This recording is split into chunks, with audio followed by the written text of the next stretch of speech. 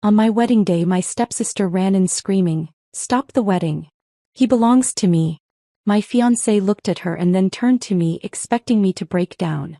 But instead I smiled and said, "I was waiting for this moment." Then I pulled out a letter that made everyone gasp. I'd always known Madison would try to steal my happiness. She'd been rehearsing for this moment since the day I got engaged. What she didn't know was that I'd been preparing too, and her own words were about to become her undoing. Before we begin, I want to take a moment to thank each of you for being part of this incredible journey. If you're enjoying these stories of empowerment, consider subscribing. It's completely free and helps us build this amazing community. Let's dive in. Growing up with Madison Blake Clark wasn't just challenging, it was an education in survival. From the moment her father Robert married my mother Diana, Madison made it her mission to take everything I cherished. At first it was small things, borrowing my favorite sweater only to accidentally ruin it, or telling my friends about embarrassing moments that never actually happened.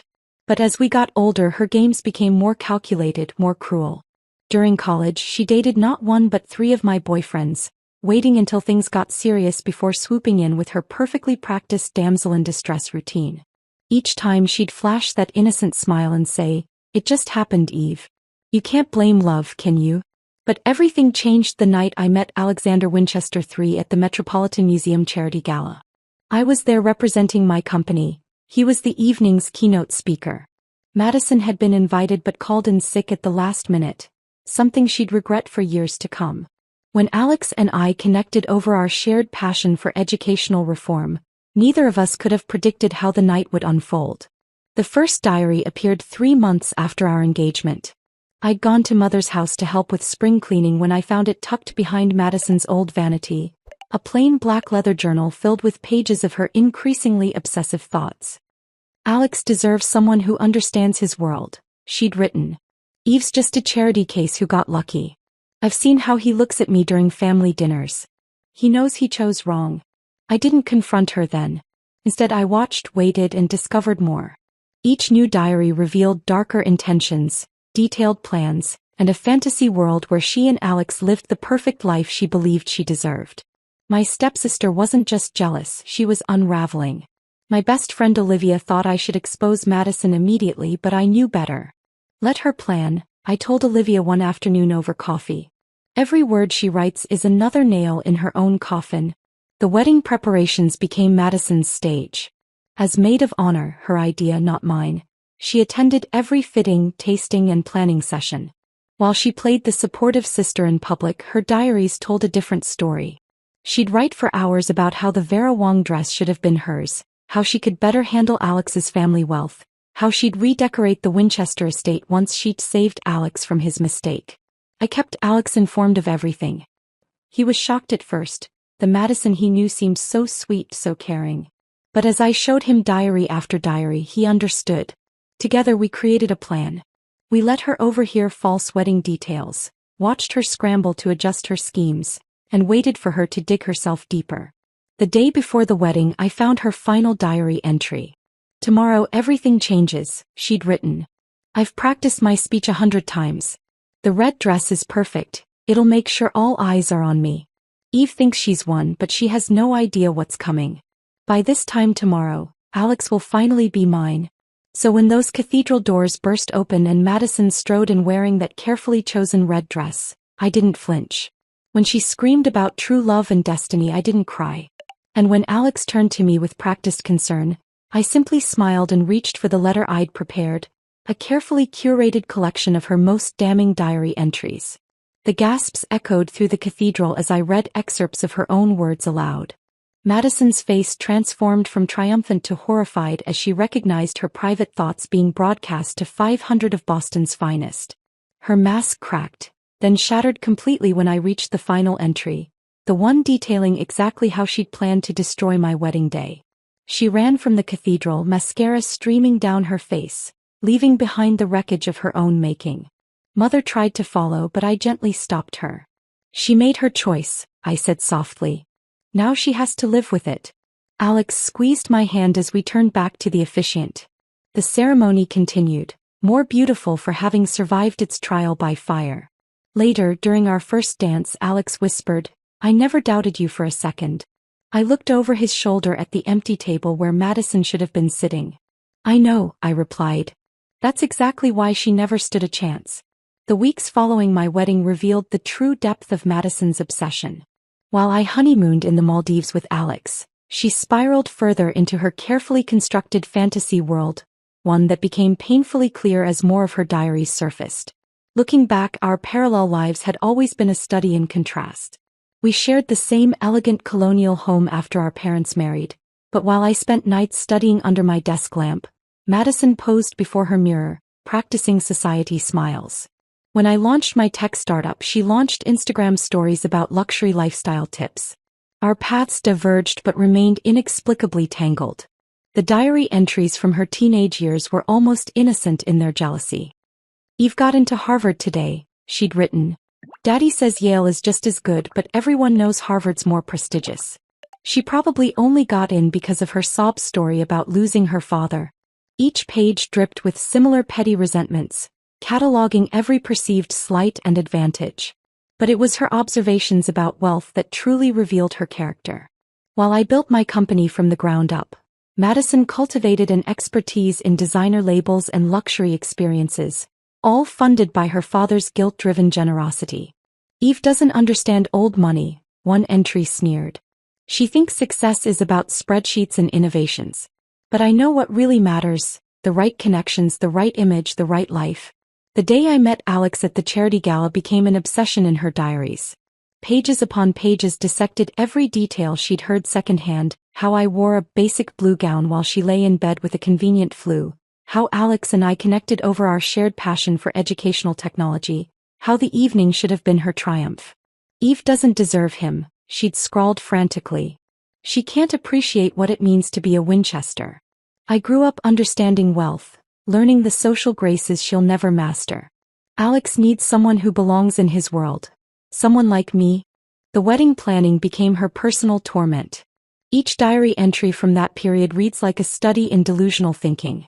She'd sketch herself in my wedding gown, practice signing Madison Winchester in flowing script, and detail elaborate scenarios where Alex would realize his mistake.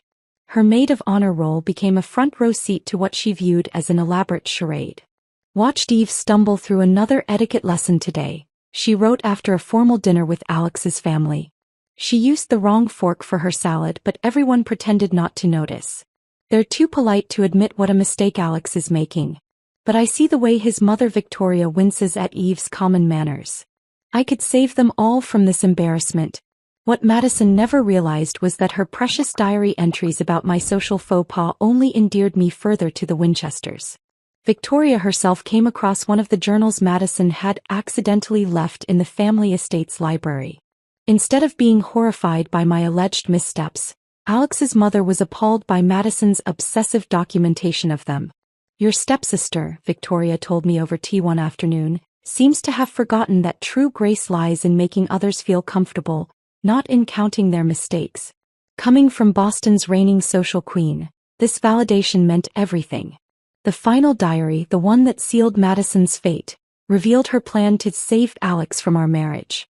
She detailed everything: the red dress chosen to outshine my wedding gown, the tearful speech practiced 100 times, even the exact moment she'd make her dramatic entrance.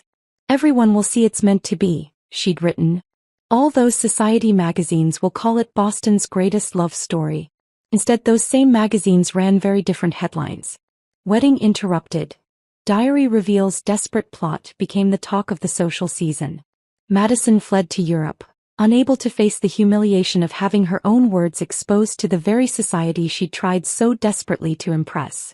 Mother still forwards her occasional emails, postcards from Paris, photos from Milan, each one carefully curated to show she's thriving. But her latest diary, discovered in her abandoned apartment and forwarded by her former roommate, tells a different story. "They'll never understand," she wrote. "I could have been everything Eve pretends to be. I knew the rules, played the game, did everything right. So why does she keep winning?" The answer, of course, was simple: I never played her game at all. While Madison crafted elaborate schemes in her diaries, I built a life based on something real. Alex and I recently launched an educational technology foundation, bringing innovative learning tools to underserved communities. It's not the society life Madison dreamed of, but it's something far more valuable. It's authentic. Sometimes I wonder if she'll ever understand that her own words set me free. Those diaries didn't just expose her plot. They released me from a lifetime of walking on eggshells. In trying to write herself into my story, Madison finally wrote herself out of it completely. 6 months after the wedding, a mysterious package arrived at our doorstep. Inside, I found another of Madison's diaries, this one sent by her former therapist, Dr. Sarah Bennett, who'd broken confidentiality after discovering the disturbing extent of my stepsister's obsession. The diary's pages revealed a methodical investigation I'd never known about. Madison had hired private investigators to track my daily routines, paid off service staff at Alex's favorite restaurants to report our conversations, and even attempted to hack my business emails. Each entry meticulously documented her findings like a detective's case file, but with a disturbing personal twist. Eve's schedule is predictable, she'd written. Coffee at La Maison at 7:15 a.m. office by 8. She thinks being punctual makes her professional, but it just makes her boring. Alex deserves someone spontaneous, someone exciting. Someone like me. Dr. Bennett's accompanying letter explained how Madison had spent their sessions not seeking help, but instead justifying her actions. I'm protecting Alex, she'd insist. Eve's fooled everyone with her self-made success story, but I know she's just using him for his money and connections. I have proof. The proof filled dozens of pages, innocent business meetings twisted into suspected affairs, charitable donations portrayed as tax schemes, and routine phone calls transformed into elaborate conspiracies. My stepsister hadn't just been planning to stop a wedding. She'd been building an entire false narrative about my life. What struck me most was the detailed timeline she'd created, counting down to my wedding day. Each entry became increasingly frantic as the date approached. 90 days until I save Alex. Ordered the red dress today. It's perfect for making a dramatic entrance. The color symbolizes passion, love, destiny. Eve's boring white dress won't stand a chance. 60 days left. Practice my speech again. Stop the wedding. He belongs to me.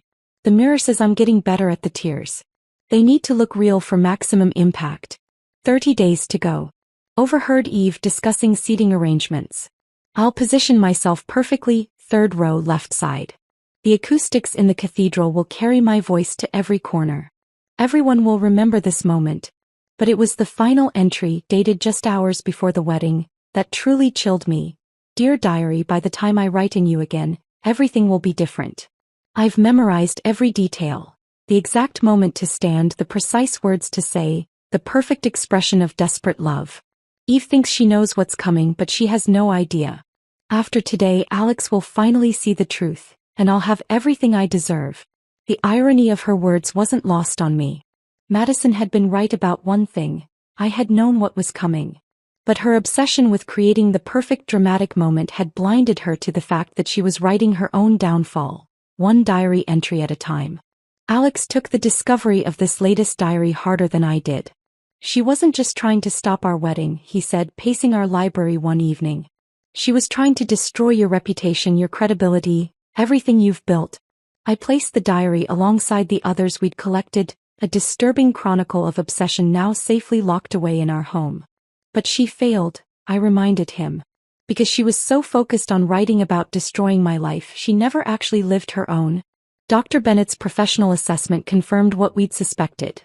Madison's jealousy had evolved into an elaborate fantasy world where she was the hero of a story that existed only in her diaries. Each entry reinforced her delusions, creating a spiral of obsession that ultimately led to her public downfall. The most recent updates from Europe suggest Madison has finally begun real therapy. Mother says she's showing signs of genuine reflection, though the path to healing will be long. Her last postcard, unlike the previous carefully curated messages, simply read, "I'm sorry. I'm getting help." Sometimes late at night I revisit those diaries, not out of anger or triumph, but as a reminder of how easily obsession can consume a life. Madison spent years writing about destroying my happiness, but in doing so she only documented her own unraveling. The final page of her last diary remains the most poignant. Beneath her detailed plans for wedding disruption, written in a shaky hand, was a single line she probably never meant anyone to read. Why can't I just be happy for her? That question, more than any of her elaborate schemes or accusations, reveals the true tragedy of Madison's story. In trying to write herself into my life, she forgot to live her own. Her diaries became both her weapon and her prison, a paper trail that ultimately led not to the triumph she imagined, but to the help she truly needed. A year into our marriage, Alex and I decided to renovate the east wing of the Winchester estate. During the cleanup, we discovered something unexpected behind a false panel in Madison's old room, a hidden cache of diaries dating back to our childhood. These weren't like her other journals. These were her raw, unfiltered thoughts, never meant to be found. The discovery coincided perfectly with my plan. For months, I'd been strategically feeding Madison false information through our family network. Each carefully planted detail about Alex's and my supposed marital troubles reached her like breadcrumbs, leading her exactly where I wanted her to go. Eve's business is struggling, Mother would casually mention during their weekly calls. She's been asking Alex for investment capital. Or Olivia would deliberately let slip at social gatherings that Alex and I were sleeping in separate bedrooms. Each piece of misinformation found its way into Madison's new diary entries, which her former roommate Charlotte faithfully forwarded to me. The setup was meticulous. I made sure to be seen arguing with Alex in public places where Madison's remaining society friends would witness it. We scheduled separate vacation plans, dropped hints about couples counseling, and let rumors circulate about potential divorce attorneys being consulted. Madison took the bait completely. Her latest diary entries vibrated with renewed hope. Eve's finally showing her true colors. Alex must see now what a mistake he made. Their marriage is crumbling exactly as I predicted. Soon he'll realize I was right all along. What she didn't know was that every move was orchestrated. Alex and I were never stronger, our public arguments, carefully scripted performances. The separate vacations were business trips coordinated to align with our expansion plans. Even the couples counseling rumors were part of a charity initiative we'd launched for relationship wellness. Victoria Winchester, Alex's mother, proved an unexpected ally in our scheme. Madison never understood that real society isn't about being seen, she remarked one afternoon over tea. It's about seeing through others' facades. She helped us plant several key pieces of misinformation through her extensive social network. The hidden childhood diaries revealed something crucial: Madison's first attempts to imitate my life. Pages filled with copied homework assignments, traced signatures, even lists of my favorite things with notes on how to make them her own. This pattern of mimicry had started long before her obsession with Alex. We waited until the perfect moment to spring our trap. At the annual Winchester Foundation Gala, we knew Madison would make her move. She'd been writing frantically about her triumphant return to society for weeks. Her diary detailed every aspect, from her designer gown to the exact moment she'd approach Alex. The evening unfolded exactly as planned. Madison arrived looking radiant, carefully timing her entrance for maximum impact. She circulated gracefully, gathering sympathy with carefully crafted hints about her emotional recovery abroad. Then, just as her diary had predicted, she approached Alex during a quiet moment on the terrace. What she didn't expect was my presence around the corner, or the stack of her childhood diaries in my hands. As she began her practice speech about understanding and forgiveness, I stepped forward. Looking for something familiar, Madison? Something to copy, perhaps? The color drained from her face as I began reading entries from her hidden diaries, decades of attempted identity theft laid bare. Each page revealed her systematic attempts to become me, long before Alex entered our lives. Her sophisticated society mask cracked completely when I reached the entries about practicing my handwriting, memorizing my mannerisms, even using my old perfume. You never wanted Alex, I said softly, closing the final diary. You wanted my life, and he was just the latest piece you tried to take. The gathered crowd of Boston's elite witnessed her second public unraveling, but this time there was no dramatic exit. Instead, Madison sank into a nearby chair, all pretense abandoned. How did you always know? She whispered. Because you wrote everything down, I replied. Every plan, every scheme, every attempt to become me. The only thing you never wrote was your own story. This time, when Madison left Boston, it wasn't in disgrace but in defeat. The childhood diaries had exposed something far deeper than jealousy, They revealed a lifetime of trying to live someone else's life instead of creating her own. Alex wrapped his arm around me as we watched her car disappear down the winding driveway. Do you think she'll ever find herself? I tucked the last diary into my evening bag, finally closing this chapter of our lives. She has to stop writing about others first. Some stories need to end before new ones can begin. 2 years after the gala incident, Madison's digital footprint began telling a new story. Her once pristine Instagram feed, carefully curated to mirror my life, transformed into something unexpectedly authentic. Gone were the posed photos at luxury venues and calculated recreations of my business milestones. Instead, she started sharing glimpses of a simpler life in a small town outside Paris. Charlotte, who still maintained occasional contact with her, forwarded me Madison's latest diary, this one different from all the others. Instead of leather-bound elegance, it was a simple notebook filled with watercolor sketches and reflections on her art therapy sessions. I spent so many years trying to be Eve, she'd written, that I forgot who Madison was supposed to be. Today, I painted my first original piece without checking anyone else's social media for inspiration. It's messy and imperfect, but it's mine. The transformation wasn't instantaneous or complete. Some entries still revealed old habits. Saw Eve's new tech company expansion announcement. For a moment I started planning, but then I picked up my paintbrush instead. Progress, it seemed, came in small strokes. Alex noticed the change first in the family holiday cards. Madison's annual carefully staged photos were replaced by candid shots of her teaching art to children at a local community center. She's finally writing her own story, he observed, studying the genuine smile that had replaced her practiced society grin. Mother began sharing more frequent updates about Madison's new life. She'd rented a tiny studio apartment above a bakery, far from the luxury condos she once insisted were essential. Her new diary entries focused on morning conversations with the elderly baker below, the changing colors of sane sunsets, and the liberation of creating without competition. I found one of my old diaries today, she wrote. Pages and pages about Eve's success, Alex's wealth, the life I thought I deserved. It feels like reading about a stranger. Someone so consumed by another person's story that she forgot to live at all. The real breakthrough came when Madison started her own small business. Not a glossy tech startup like mine, but a cozy art therapy studio helping others find their authentic voice through creativity. Her diary entries now filled with stories of her students' breakthroughs rather than schemes for social climbing. Today a young girl reminded me of myself. One entry read. She kept looking at other students' paintings, trying to copy their style. I showed her my old diary entries, my own journey from imitation to authenticity. For the first time I felt grateful for my past, not because of what I gained, but because of what I could teach others about losing yourself in someone else's life. Victoria Winchester, who had once been Madison's harshest critic, surprised everyone by commissioning a series of paintings for the Winchester Foundation's new youth center. True grace, she told me, lies in recognizing genuine transformation. Madison's work, abstract expressions of personal growth, now hangs in the very halls where she once plotted her social ascension. The most telling change appeared in her latest diary's opening page.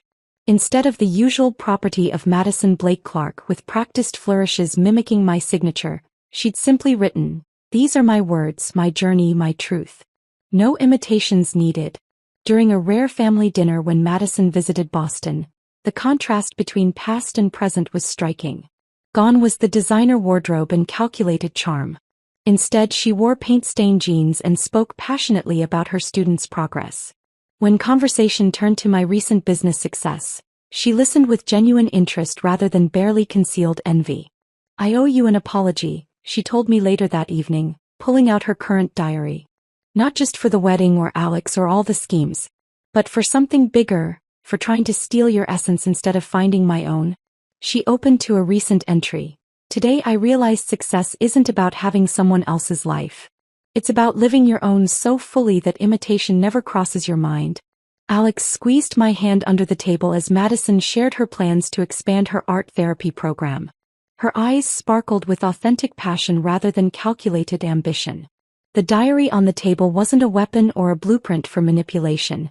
It had become a genuine chronicle of personal growth. As we said goodbye, Madison hugged me without any of her old artificial warmth. "Thank you," she whispered, "for showing me that the best stories are the ones we write for ourselves." Watching her cab disappear into the Boston night, I realized that sometimes the greatest revenge isn't in exposing someone's plots. It's in helping them find their own path to redemption, one honest diary entry at a time. 3 years into Madison's transformation, an unexpected package arrived at our Boston home. Inside, I found a leather-bound album, not another diary, but a carefully curated collection of newspaper clippings, photographs, and handwritten notes documenting both our journeys. Madison had titled it "The Stories We Choose." The album began with the infamous wedding headlines, "Socialite's Wedding Disruption Backfires," and "Diary Revelations Shock Boston Elite." But as pages turned, the narrative shifted. Recent articles featured Madison's expanding art therapy program, highlighted her work with traumatized youth, and showcased the growing success of her Paris studio. "I kept every piece," she wrote in an accompanying letter, "not as a reminder of my shame, but as proof that people can change their stories." Each clipping shows two paths, the one I almost destroyed myself trying to follow and the one I finally found for myself. Alex studied the album with particular interest in the business section clippings. Side by side, they told parallel tales. My tech company's expansion alongside Madison's art therapy centers opening across Europe. "These aren't competing narratives anymore," he observed. "They're complementary chapters in different books." The most touching inclusion was a series of diary excerpts she'd chosen to share, not the obsessive schemes of before, but honest reflections on her journey. "Today I helped a teenager work through her own comparison anxiety," one entry read. As she painted her feelings, "I saw my old self in her brushstrokes, always measuring, always falling short. But now I could offer something I never had, permission to be beautifully, imperfectly original." Victoria Winchester, upon seeing the album, suggested displaying it at the upcoming Winchester Foundation Charity Gala. "This isn't just about Madison's redemption," she explained. "It's about showing others trapped in lives of comparison that there's another way." The album's later pages revealed something extraordinary: collaborative projects between Madison's art therapy program and my tech company's educational initiatives. Without either of us planning it, our paths had naturally converged in a way her previous scheming never could have achieved. "Remember how I used to track your every move?" Madison wrote. "Now my students use your educational software to document their artistic progress. Life has a strange way of writing better plots than we could ever plan." Mother wept when she saw the final page's photos of Madison's newest venture, a retreat center for women struggling with identity and self-worth issues. The location? The same French countryside estate where she'd fled after the wedding incident. She'd transformed her place of exile into a sanctuary for healing. Charlotte, now a regular guest teacher at Madison's studio, contributed her own note to the album. "I watched my best friend lose herself trying to become someone else. Now I watch her help others find themselves through art." Some stories do have happy endings, just not the ones we originally plotted. During our next family gathering, Madison presented me with a special addition to the album, a joint interview we'd given to a prominent women's magazine. The headline read, "Stepsister Rivalry to Revolutionary Partnership: How Two Women Turned Conflict into Creation." "I wanted you to have this," Madison said, carefully placing the article in the album. "Not because it's about us, but because it might help someone else stuck in the comparison trap I lived in. Every story of transformation gives permission for another to begin." Alex wrapped an arm around each of us as we flipped through the completed album. "You both wrote exactly the stories you were meant to tell," he said. "Just not in the order anyone expected." The album's final page held a simple watercolor painting, two paths starting from the same point, diverging through tumultuous terrain, then meeting again at a higher elevation. Beneath it, Madison had written, "Sometimes the longest road to finding yourself leads through someone else's life. The trick is knowing when to turn back and blaze your own trail." Looking at our collected history, I realized that revenge had never been the right ending for our story. The real conclusion wasn't in exposed diaries or public humiliation, it was in the genuine growth that followed. Madison hadn't just changed her narrative, she'd helped rewrite the ending for both of us. As we closed the album, Madison squeezed my hand. "Thank you," she said, "for giving me the wake-up call I needed to start my own story." In that moment, I understood that sometimes the best revenge is simply living well enough to inspire your former enemy to do the same. The story came full circle during the 5th anniversary celebration of Madison's first art therapy center. The event, held in a renovated Parisian warehouse, drew an unexpected mix of guests. Boston socialites mingled with art students, tech entrepreneurs chatted with therapy clients, and family members once divided by Madison's schemes, united in celebration of her genuine success. In the center of the main gallery hung a striking installation. Madison's old diaries, transformed into origami cranes, suspended from the ceiling in a spiraling pattern. Each diary page visible through the delicate folds showed fragments of her journey, from obsession to liberation, from imitation to authenticity.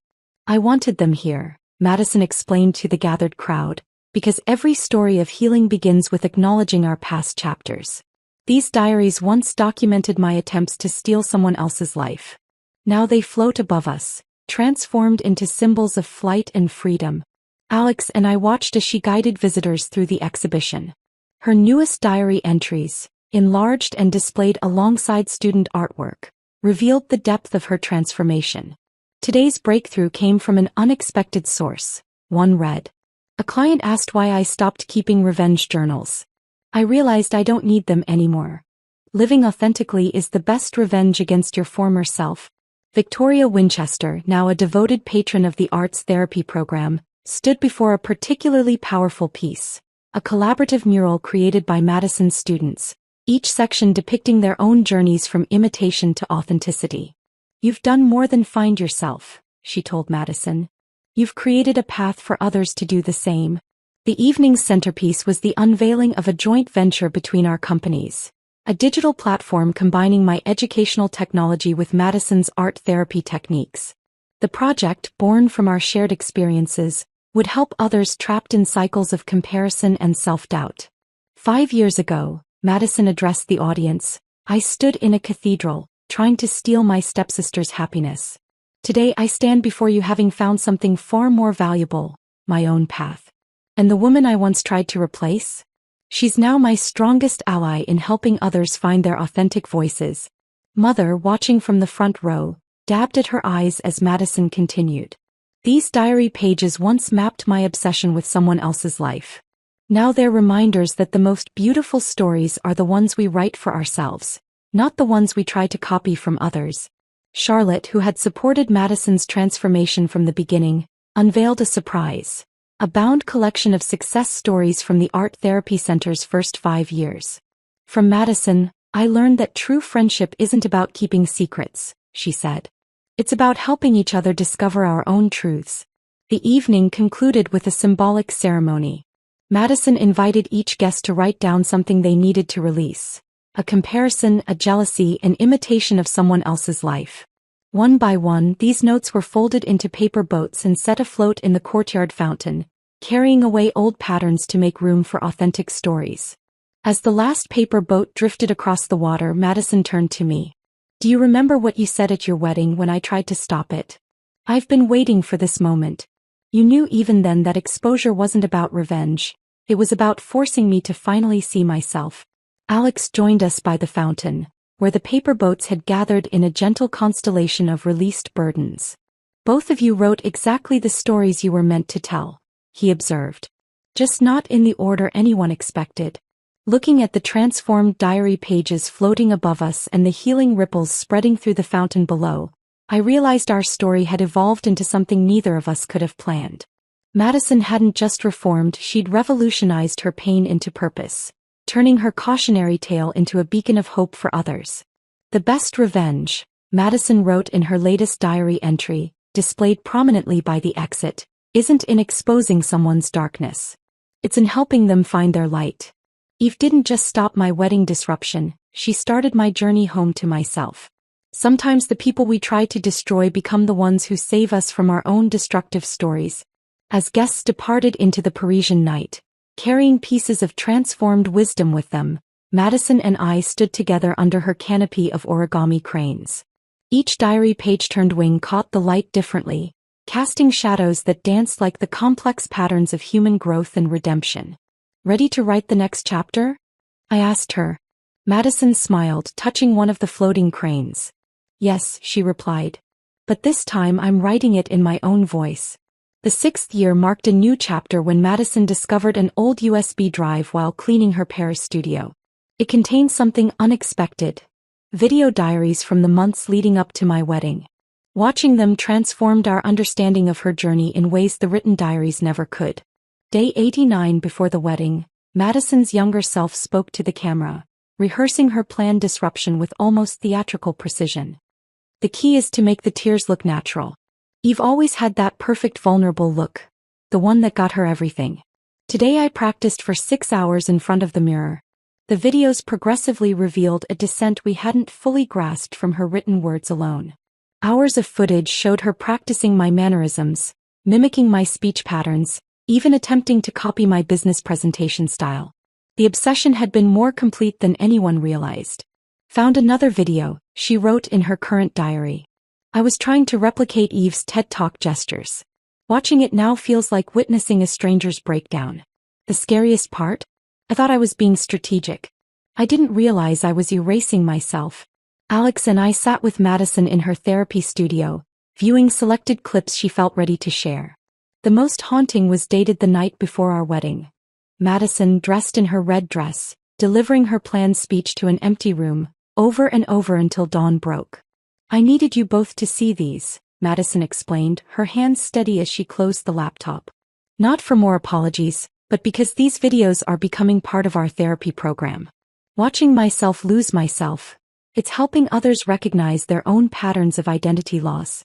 Victoria Winchester, upon viewing portions of the footage, proposed something unprecedented. A documentary about transformation. Not focused on the scandal but on the deeper journey from obsession to authenticity. These videos aren't just about Madison anymore, she observed. They're about everyone who's ever tried to live someone else's life. The documentary project unveiled layers we hadn't expected. Former society friends came forward with their own stories of pretense and performance. Charlotte revealed footage she'd shot of Madison during their college years, showing early signs of her identity struggle. Looking at these old videos, Madison wrote in her latest diary entry, I realize my greatest performance wasn't at Eve's wedding. It was every day before that, pretending I didn't need to find my own path. The red dress moment wasn't my breakdown, it was my breakthrough. Mother found it difficult to watch the footage at first, seeing the depth of Madison's struggle displayed so rawly. But during a private screening of the documentary Rough Cut, she grasped her daughter's vision. You're not just exposing your past, she told Madison. You're illuminating a path for others. The most powerful segment featured split-screen comparisons.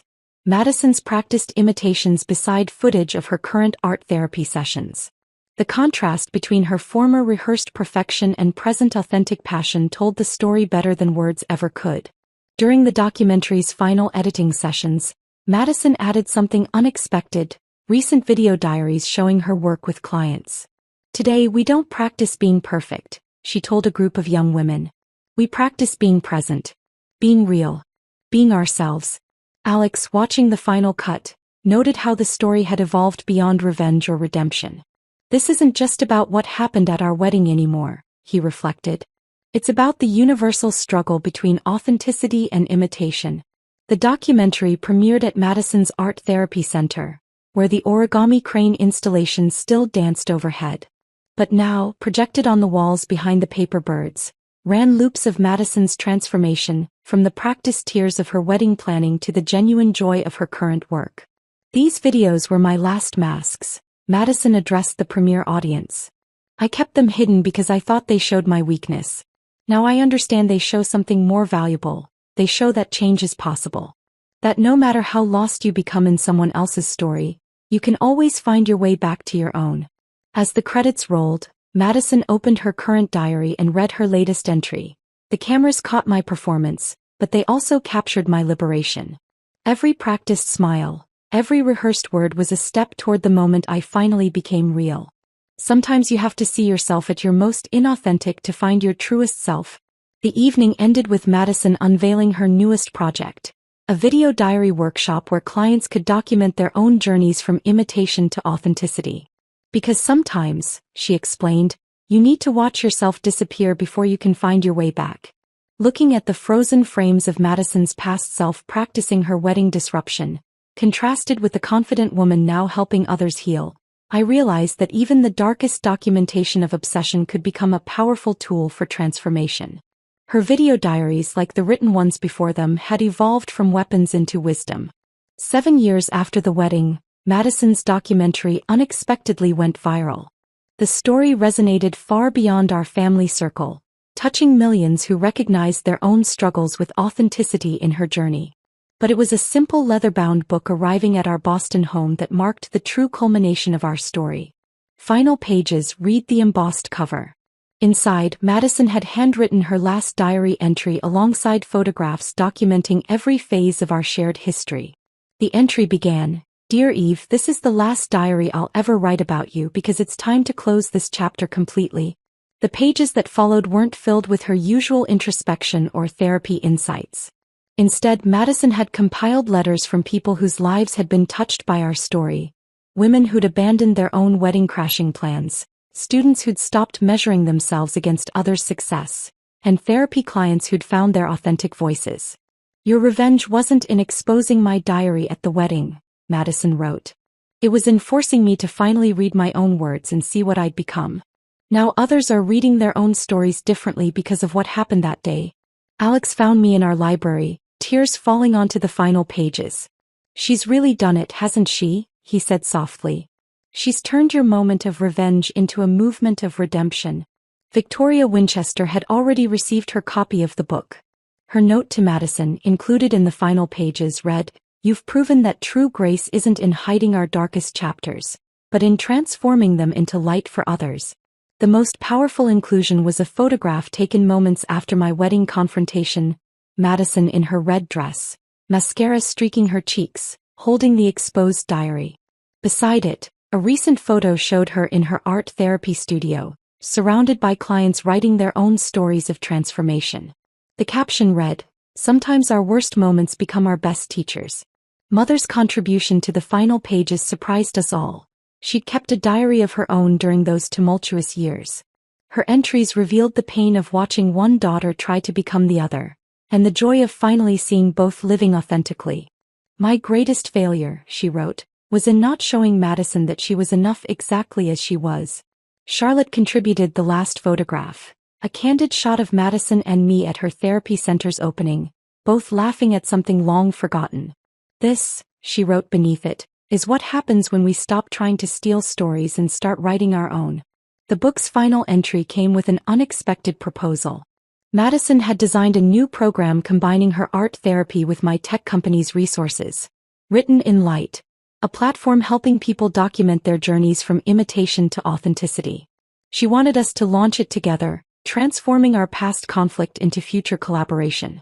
"7 years ago I tried to steal your happy ending," Madison concluded. "Instead you gave me something better, the courage to write my own. This diary isn't an ending at all. It's an invitation to others to start their own stories." Alex found me still reading in the early hours of morning. "You know what's remarkable?" he observed. "Your revenge could have destroyed her. Instead it gave her and now countless others a new beginning." The next day I sent Madison my response, not in a diary but in a simple note. "Let's write this next chapter together." Looking at her final diary in our library, now shelved alongside the ones that once documented her obsession, I realized that revenge had never been the end goal. The real story wasn't in the wedding confrontation or even in Madison's transformation. It was in how a single moment of truth could ripple outward, touching lives we'd never even imagined. Madison's last written words captured it perfectly. "In trying to become my stepsister, I lost myself. In failing to steal her story, I found my own." Sometimes the greatest plot twist isn't in what we take from others, but in what we finally give ourselves permission to become. And so our story, which began with a wedding disruption and a revealed diary, evolved into something far more powerful than revenge. It became a beacon for others looking to find their own voice, their own path, their own authentic tale to tell. Perhaps that's the most unexpected twist of all. Sometimes the best revenge isn't in destroying someone's story, but in helping them write a better one.